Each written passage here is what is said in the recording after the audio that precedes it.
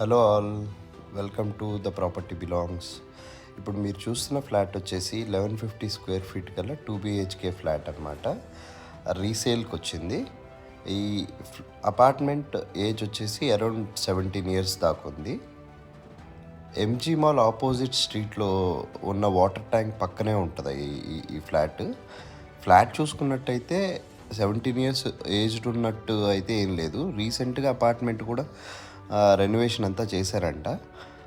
No issues. ఇంట్లోపల కూడా cupboards అన్నీ చేసున్నాయి. ఇది రీసెంట్గా one of my subscriber share చేశారు. డిస్పోజ్ చేద్దాం అనుకుంటున్నానండి, ఒకసారి చూడండి అని.